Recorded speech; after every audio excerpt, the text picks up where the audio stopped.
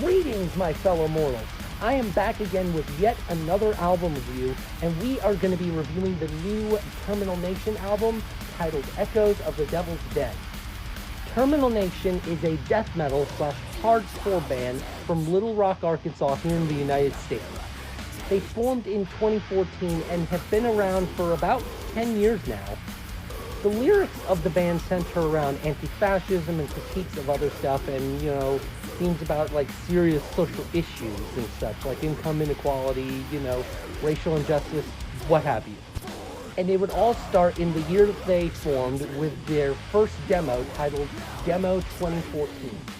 2015, that would be followed with their debut EP titled Wait. And that would be followed in 2016 with their second demo titled 2016 Promo, which is just a promo demo right here. And that release would be followed up in 2017 by their second EP titled Absolute Control. They would not release any music in 2018, but this will be followed up in 2019 with a split titled One Party System with the anti-fascist black metal band Neckbeard Death Camp. After releasing a non-album single in that same year as that split, 2020, we would see the release of their debut album titled Holocene Extinction. This album right here would be their first official release, signing to the label 20 Bucks Spin, whom is one of our old friends here on this album review series. I have reviewed numerous albums from them, including the Severus album that came out, the Witch Vomit album, Holder's new album, what have you. After releasing another non-album single in 2021, 2022 would see them release another split with the band Cruelty titled The Ruination of Imperialism. And then finally, we get to this album right here. This is their second album ever, and their first album since 2020's Holocene Extinction. And let me say, I think I like this album a lot better than their first album, and I really enjoyed that first album when I heard it. Some people would say, Terminal Nation is deathcore or anything. It's just death metal and hardcore together. That doesn't always mean it's deathcore or anything. However, this album does have some elements of beatdown hardcore. But no deathcore, no metalcore, none of that. And like I said before, the lyrical themes of the band are more, around social issues. Critiques of, imperialism, fascism, capitalism, and what have you.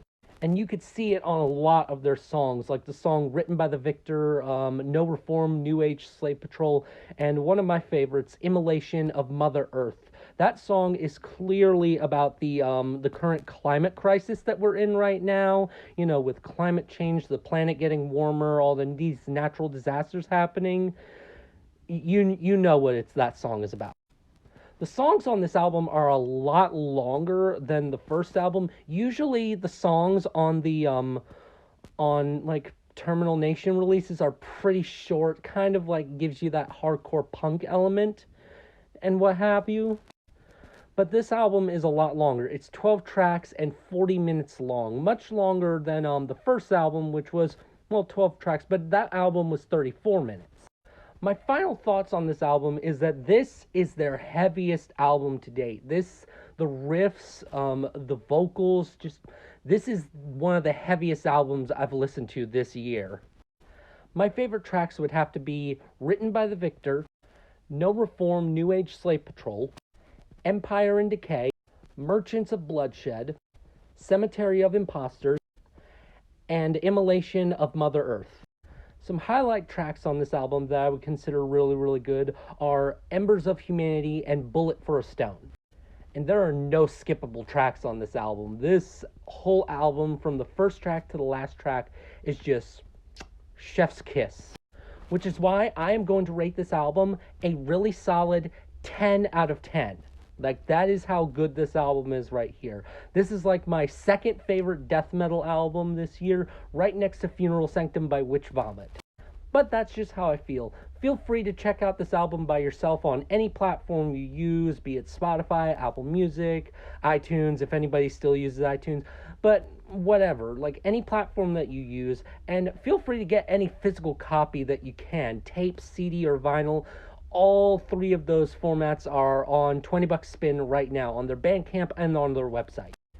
And obviously, no shit, I did get the vinyl today, and I have listened to this album twice, and like I said, I love it. 10 out of 10 right here.